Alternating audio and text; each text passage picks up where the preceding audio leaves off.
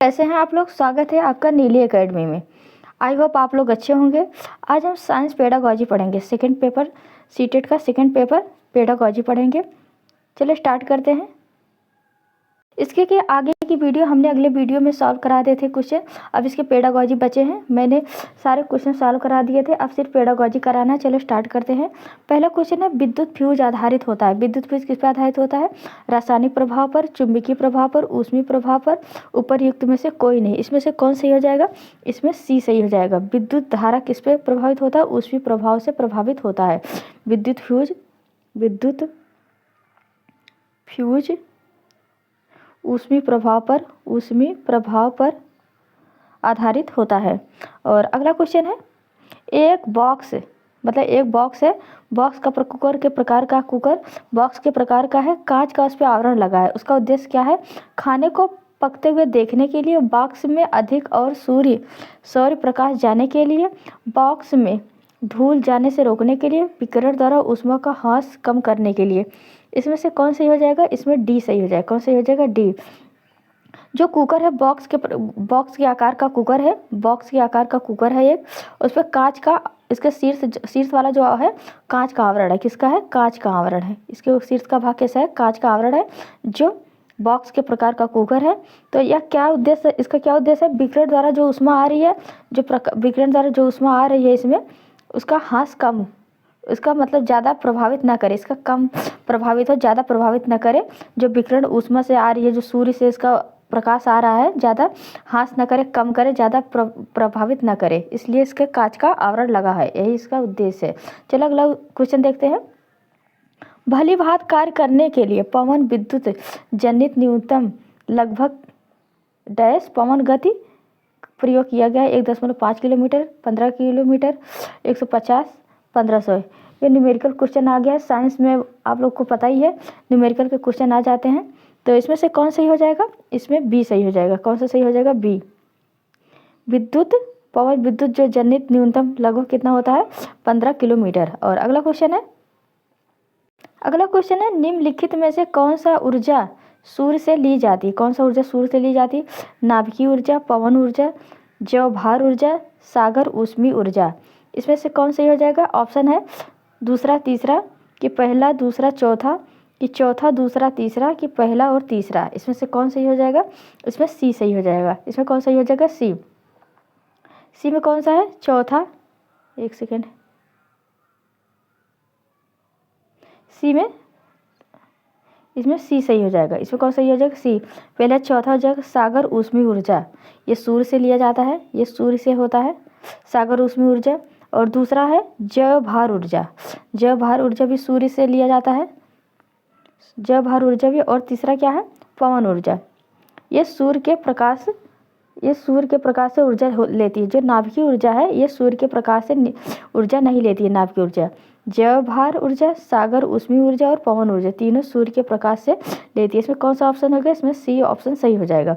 और अगला क्वेश्चन है, आपके घर में एक छोटे विद्युत संयंत्र में 45 kg ऊर्जा उत्पादित होती है, तो आप एक 45 वेट का तापदीप्त बल्ब लगभग कितनी देर जला सकते हैं? 45 मिनट, 16.67 मिनट, 20.25 सेकंड, कि 45 सेकंड। इसमें से कौन सही हो जाएगा? इसमें बी सही हो जाएगा। कौन सही हो जाएगा? बी। इसमें से बी सही हो जाएगा। 45 वाट का तापदीप्त बल्ब 16.67 मिनट जला सकते हैं। इतने मिनट जला सकते हैं। कितना? 16.67 मिनट जला सकते हैं एक तापदीप्त बल्ब। और अगला क्वेश्चन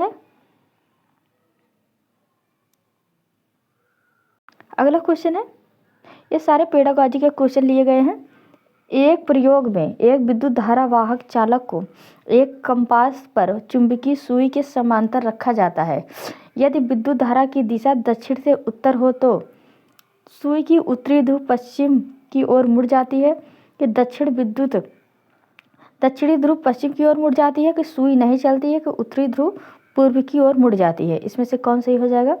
मतलब एक प्रयोग किया गया है, विद्युत धारक वाहक चालक है, जो कंपास पर चुंबक की सुई समांतर पे रखा है, कंपास की सुई है, कंपास पर चुंबकीय सुई को समांतर पर रखा है, उसके समांतर रखा है, तो विद्युत धारा की जो दिशा होगी वो किस तरफ होगी, ये क्वेश्चन में पूछा गया है। इसमें से कौन सही हो जाएगा, इसमें ए सही हो जाएगा। कौन सा, ए। सुई की उत्तरी ध्रुव पश्चिम की ओर मुड़ जाएगी, जो सुई है उसकी उत्तरी ध्रुव, ये पूरब हो गया, ये पूरब हो गया, पश्चिम, ये उत्तर, ये दक्षिण, एक सेकेंड, ये पूर्व हो गया, ये पश्चिम, उत्तर और ये दक्षिण। और जो बता रही है सुई समांतर पे रखा गया है, तो किस तरफ हो जाएगा, उत्तर से पश्चिम की तरफ, उत्तर से पश्चिम की तरफ सुई मुड़ जाएगी। अगला क्वेश्चन है, एक लंबे सीधे विद्युत वाहक तार में चुंबकीय क्षेत्र की शक्ति क्या होती है। चुंबकीय क्षेत्र की शक्ति तार के पदार्थ की प्रकृति पर निर्भर करती है। जो विद्युत वाहक तार है वो किस पर निर्भर करती है, विद्युत वाहक तार में चुंबकीय क्षेत्र किस पर निर्भर करती है, तार के पदार्थ की प्रकृति पर, विद्युत धारा के प्रत्यक्ष समानुपाती पर, दूरी से प्रतिलोमी समानुपाती पर। इसमें ऑप्शन दिया है पहला दूसरा सही है कि पहला और दूसरा सही है, इसमें दो बार रिपीट हो गया, दूसरा तीसरा सही है कि सभी सही है। इसमें से कौन सा सही हो जाएगा, इसमें सी सही हो जाएगा, दूसरा तीसरा सही है। कौन सा, दूसरा तीसरा सही है, दूसरा तीसरा सही है। लंबे सीधे विद्युत वाहक तार है, जो लंबा है और सीधा है, एकदम लंबा है और सीधा है एकदम, उसकी तार की शक्ति चुंबकीय क्षेत्र पूछा है, दूसरा और तीसरा सही हो जाएगा। विद्युत धारा, इसमें सी सही हो जाएगा, विद्युत धारा से प्रत्यक्ष समानुपाती होगा और दूरी से प्रतिलोम समानुपाती होगा। एक लंबे सीधे विद्युत वाहक तार में चुंबकीय क्षेत्र की शक्ति तार के पदार्थ की प्रकृति पर निर्भर नहीं करती है, तार की प्रकृति पर वह निर्भर नहीं करती है, तार की प्रकृति पर निर्भर नहीं करती है, निर्भर नहीं करती है, इस पर निर्भर नहीं करती है, इस पे दोनों पे निर्भर करती है, इस दोनों पे निर्भर करती है, तथा विद्युत धारा के प्रत्यक्ष समानुपाती तथा दूसरी प्रतिलोमी समानुपाती होता है। इसमें कौन सही हो जाएगा, बी, सी सही हो जाएगा, दूसरा और तीसरा सही हो जाएगा। और अगला क्वेश्चन है, एक चुंबकीय क्षेत्र में विद्युत वाहक तार पर बल की दिशा निर्भर करती है, विद्युत धारा की दिशा पर लेकिन क्षेत्र की दिशा पर नहीं, क्षेत्र की दिशा पर लेकिन विद्युत धारा की दिशा पर नहीं, कि विद्युत धारा की दिशा के साथ साथ क्षेत्र की दिशा पर, ना तो विद्युत धारा की दिशा पर और ना ही क्षेत्र की दिशा पर। इसमें से कौन सही हो जाएगा, इसमें सी सही हो जाएगा। कौन सही हो जाएगा, सी। एक चुंबकीय क्षेत्र में रखे गए विद्युत वाहक तार बल की दिशा, इसकी बल की दिशा विद्युत धारा की दिशा के साथ साथ क्षेत्र की दिशा पर निर्भर करता है, इसमें कौन सही हो जाएगा, सी। विद्युत धारा दिशा के साथ साथ क्षेत्र की दिशा पर निर्भर करता है, इसमें सी सही हो जाएगा। कौन सही हो जाएगा, सी। विद्युत धारा की दिशा के साथ साथ क्षेत्र की दिशा पर निर्भर करता है, विद्युत वाहक तार पर बल की दिशा निर्भर करता है। और अगला क्वेश्चन है, निम्नलिखित परिघटनाओं में से कौन सी व्याख्या इस अवधारणा के साथ नहीं की जा सकती, प्रकाश सदैव सीधी रेखा में चलती है, अपवर्तन, परावर्तन, विवर्तन, परागमन। इसमें से कौन सही हो जाएगा, इसमें सी सही हो जाएगा। कौन सही हो जाएगा, सी। विवर्तन में प्रकाश सीधी रेखा में सदैव नहीं चलता है, विवर्तन में प्रकाश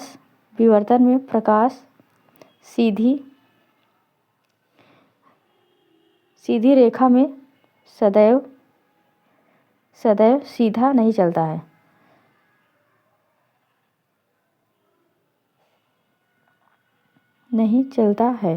इसमें कौन सही हो जाएगा, सी, विवर्तन। और अगला क्वेश्चन है, समतल दर्पण द्वारा बनाया गया प्रतिबिंब वस्तु के आकार से दुगुना होता है, कि वस्तु के आकार का आधा होता है, कि वस्तु के आकार के बराबर आकार का होता है, कि पार्श्वी उल्टा होता है। इसमें ऑप्शन है, ए सत्य है तथा सेकंड और फोर्थ सत्य है, कि तीसरा और चौथा सत्य है, कि सभी सत्य है। इसमें से कौन सही हो जाएगा, इसमें सी सही हो जाएगा, सी ऑप्शन सही हो जाएगा। कौन सा, सी सही हो जाएगा। सी में तीसरा, समतल दर्पण बनाया जाता है प्रतिबिंब के वस्तु के आकार के बराबर आकार का होगा, वस्तु के आकार के बराबर का आकार होगा, और चौथा पूछा है पार्श्वी उल्टा होगा। अब पार्श्वी उल्टा हो गया, समतल दर्पण द्वारा बनाया गया प्रतिबिंब। ये दोनों ऑप्शन सही है, तीसरा और चौथा। कौन सा? तीसरा और चौथा। अगला क्वेश्चन है चम्मच के बाहर की ओर उभरे हुए पृष्ठ से प्राप्त प्रतिबिंब की प्रकृति का क्या होगी? इसे कौन से प्रकार का दर्पण निकट माना जाएगा? उल्टा और अवतल, उल्टा और उत्तल दर्पण, सीधा और उत्तल दर्पण, सीधा और अवतल दर्पण। इसमें से कौन सही हो जाएगा? इसमें सी सही हो जाएगा। कौन सा? सी, सीधा और समतल, सीधा और उत्तल दर्पण। कौन सा? सीधा और उत्तल। ये चम्मच के बाहर, चम्मच है, ये चम्मच है, चम्मच ठीक से बन नहीं पाई, ये चम्मच है। जो इसके बाहर का है, बाहर की ओर जो उभरा है, बाहर की ओर जो उभरा है पृष्ठ, प्रतिबिंब की प्रकृति क्या होगी? कि प्रतिबिंब क्या होगी? सीधा होगी, सीधा और अवतल, सीधा और अवतल होगी, सीधा और अवतल होगी। और अगला क्वेश्चन है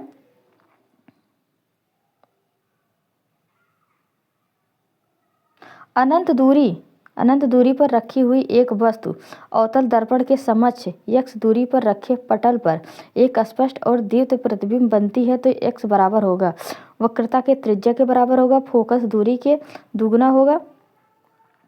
ये इसमें अगर अगला ऑप्शन दिया है दर्पण के फोकस की दूरी, दर्पण के फोकस की दूरी, वस्तु की दूरी। इसमें कौन सही हो जाएगा? सी। इसमें कौन सही हो जाएगा? सी, दर्पण के फोकस की दूरी। क्या? दर्पण के फोकस की दूरी। और अगला क्वेश्चन है यदि आवर्धन m बराबर प्लस 1.5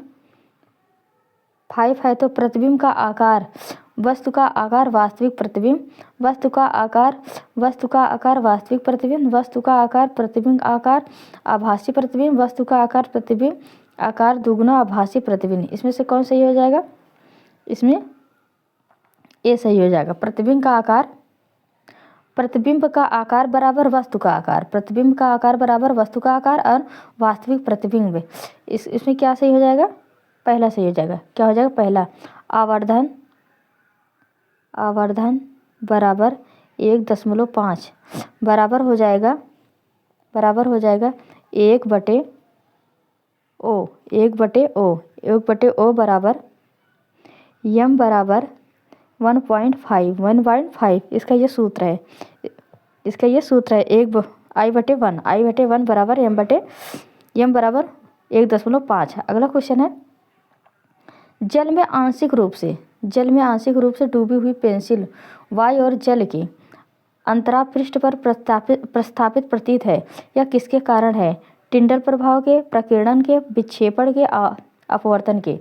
एक जल में आंशिक रूप से एक पेंसिल डूबी है, आंशिक रूप से एक पेंसिल डूबी हुई है, वायु और जल के बीच जो प्रस्थापित प्रतीत होता है किसके कारण होगा? वायु और जल के बीच जो प्रस्थापित होगा किसके होगा? पेंसिल है ये। टिंडल प्रभाव की, प्रकीर्णन प्रभाव की, विक्षेपण प्रभाव की, अपवर्तन। इसमें से कौन सही हो जाएगा? इसमें डी सही हो जाएगा। कौन सा? डी। जल में आंशिक रूप से डूबी हुई एक पेंसिल वायु और जल के अंतराल पृष्ठ पर प्रस्थापित प्रतीत होता है, यह अपवर्तन के कारण होता है। किसके कारण होता है? अपवर्तन के कारण। और अगला क्वेश्चन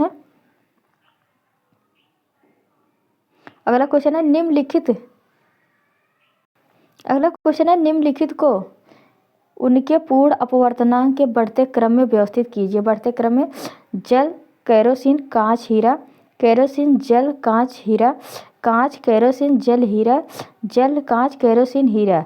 इसमें कौन सा सही हो जाएगा? पूर्ण अपवर्तनांक के बारे में पूछ रहा है। क्या? पूर्ण अपवर्तनांक के बढ़ते क्रम में पूछ रहा है। बढ़ते क्रम में कौन सही हो जाएगा? पहले जल हो जाएगा, बढ़ते क्रम में पहले जल हो जाएगा, फिर केरोसिन, कांच, फिर हीरा, कांच, फिर हीरा। इसमें कौन सा ऑप्शन सही हो जाएगा? पहला। पहले जल हो जाएगा, केरोसिन, कांच, हीरा। अपवर्तनांक के बढ़ते क्रम में, क्या? अपवर्तनांक के बढ़ते क्रम में व्यवस्थित कीजिए। पहले जल हो जाएगा, केरोसिन, कांच और हीरा। इसको फिर से समझा देते हैं।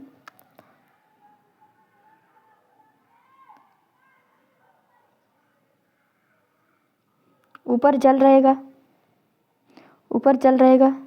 फिर केरोसिन, फिर केरोसिन, केरोसिन मिट्टी के तेल को भी बोलते हैं। फिर कांच रहेगा, फिर हीरा रहेगा, फिर हीरा रहेगा। ये हीरा, कांच, केरोसिन, ये जल, ये जल। और अगला क्वेश्चन है, लेंस की शक्ति, लेंस की शक्ति फोकस दूरी से किस प्रकार संबंधित है? एफ के प्रत्यक्ष समानुपाती, 1/f से प्रत्यक्ष समानुपाती, और करड़ी में एफ से प्रत्यक्ष समानुपाती, 1/करड़ी एफ स्क्वायर प्रत्यक्ष के समानुपाती। इसमें कौन सा सही हो जाएगा? इसमें बी सही हो जाएगा। कौन सा? बी। कौन सही हो जाएगा? बी सही हो जाएगा।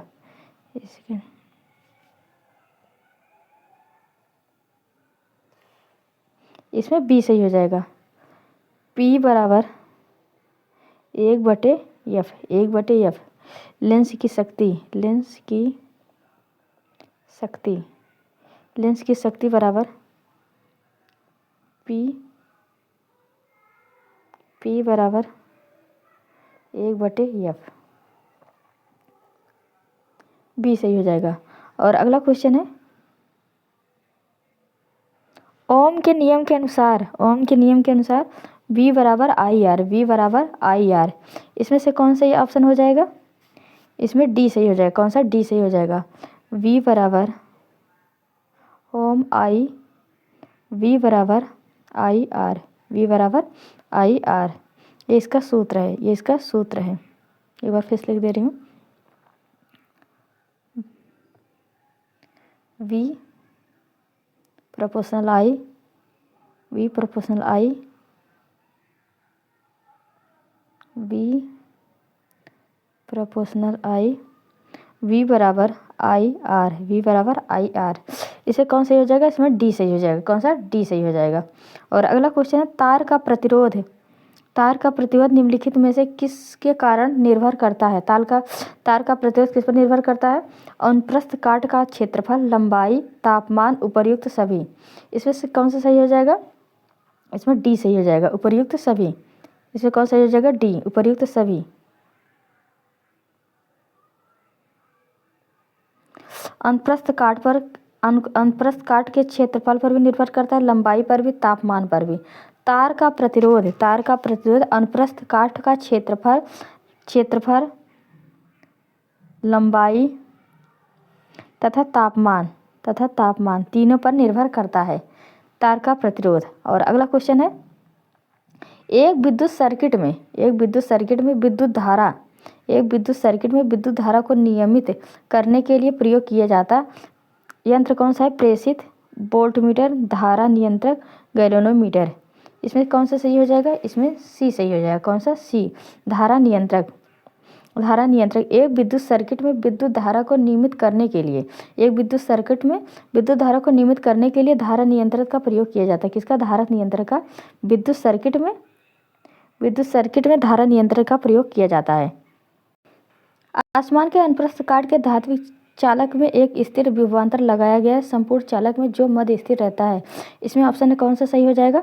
विद्युत धारा, विद्युत धारा प्रतिरोध, विद्युत क्षेत्र, विद्युत धारा घनत्व। विद्युत धारा, प्रतिरोध, विद्युत क्षेत्र और विद्युत घनत्व। इसमें कौन सा सही हो जाएगा? इसमें ए सही हो जाएगा। कौन सा सही हो जाएगा? ए। आसमान अनुप्रस्थ काट के एक धात्विक चालक में एक स्थिर विभवांतर लगाया जाता है जो संपूर्ण चालक में विद्युत धारा स्थिर रहता है।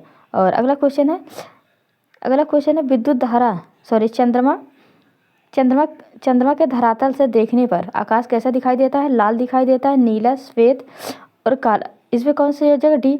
सबको पता है, धरातल से चंद्रमा देखने पर कैसे दिखाई देता है? काला दिखाई देता है। क्या दिखाई देता है? काला। और अगला क्वेश्चन है, 15 सेंटीमीटर फोकस दूरी वाले अवतल दर्पण में 20 सेंटीमीटर की दूरी पर 5 सेंटीमीटर की ऊंचाई पर एक वस्तु रखी है, प्रतिबिंब की प्रकृति क्या होगी? वास्तविक उल्टा बड़ा, वास्तविक सीधा छोटा, आभासी उल्टा छोटा, आभासी सीधा छोटा। इसमें कौन सा सही हो जाएगा? इसमें डी सही हो जाएगा। कौन सा? डी। क्योंकि दर्पण जो होता है अवतल है, अवतल क्या है? दर्पण है, अवतल दर्पण है, इसलिए प्रतिबिंब की प्रकृति वास्तविक, इसलिए प्रतिबिंब की प्राकृत कैसा हो जाएगा? वास्तविक उल्टा बड़ा हो जाएगा। इसलिए प्रतिबिंब की प्राकृत क्या हो जाएगी? वास्तविक उल्टा बड़ा हो जाएगी। और अगला क्वेश्चन है, वायु में 750 नैनोमीटर तरंगदैर्घ्यता वाला एक प्रकाश 1.5 अपवर्तनांक वाले कांच की स्लैब में प्रवेश करता है।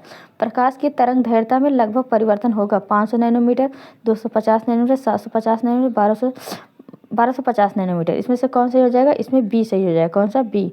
इसको सॉल्व कर लेते हैं। v बराबर n लेमडा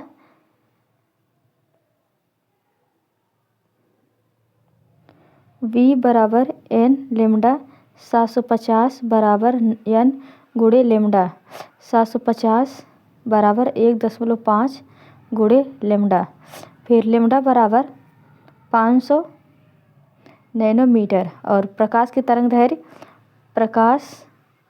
प्रकाश की तरंगदैर्घ्य बराबर 750 माइनस 500 बराबर 250 नैनोमीटर। 250 नैनोमीटर, यही आंसर आ जाएगा। अब बायोलॉजी की है, बायोलॉजी की पेडागोजी है। हीमोग्लोबिन में उपस्थित होता है, हीमोग्लोबिन क्या उपस्थित होता है? Copper, iron, cobalt, nickel. इसमें कौन सा सही हो जाएगा? इसमें कौन सही हो जाएगा? हीमोग्लोबिन में पारफायरिन नामक, हीमोग्लोबिन में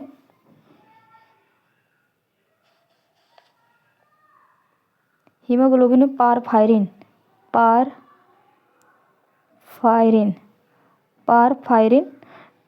नामक आयरन पाया जाता है, पारफायरिन नामक आयरन पाया जाता है। उसके केंद्र में एक लौह का परमाणु होता है, उसके लौह के केंद्र में एक परमाणु होता है, उसके लौह के केंद्र में एक परमाणु होता है जो शरीर में गैसों का परिवहन का कार्य करता है, शरीर में गैसों का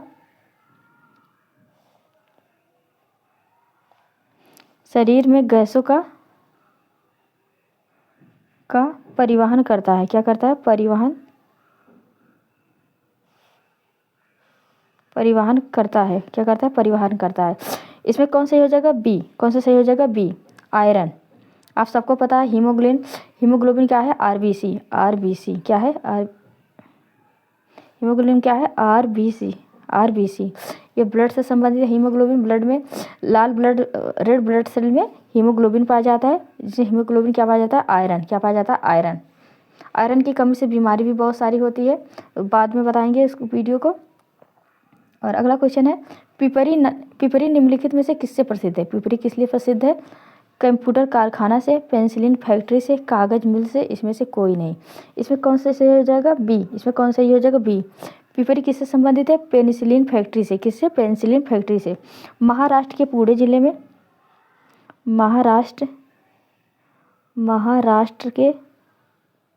पुणे जिले में कौन से? पुणे जिले में पिपरी नामक स्थान पर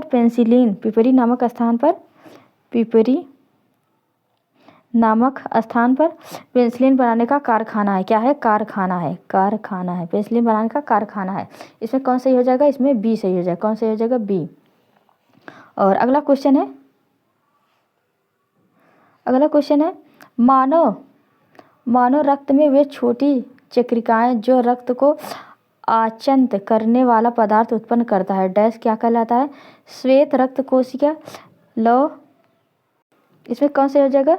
श्वेत रक्त कोशिका, लौह रक्त कोशिका, बिंबाणु और प्लविका। इसमें कौन सा हो जाएगा? इसमें सी सही हो जाएगा। कौन सा? बिंबाणु। कौन सा? जो बिंबाणु को अंग्रेजी में क्या कहते हैं? थ्रोम्बोसाइट।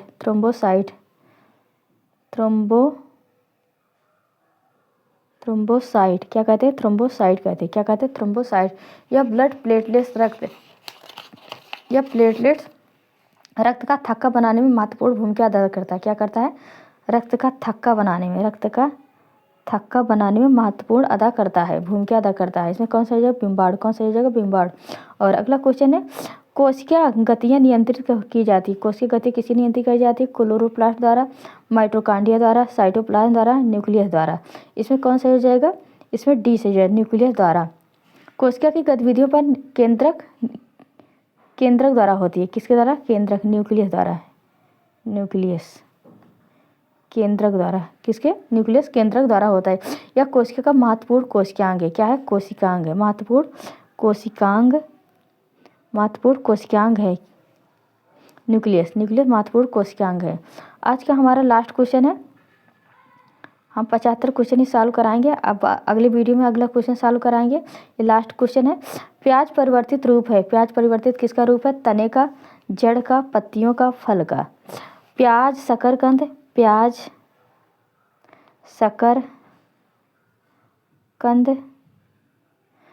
शकरकंद ये तने का परिवर्तन है। किसका है? तने का। प्याज और शकरकंद तने का परिवर्तन है। प्याज और शकरकंद किसका परिवर्तन है? तने का परिवर्तन है। इसका वानस्पतिक नाम क्या है? इसका बोटेनिकल नेम क्या है? एलियम सेपा। एलियम सेपा, ये ई है, सॉरी एक बार फिर ले लें। एलियम सेपा इसका बोटेनिकल नाम है। यह लिलिएसी फैमिली का है। किसका है? लिलिएसी फैमिली का।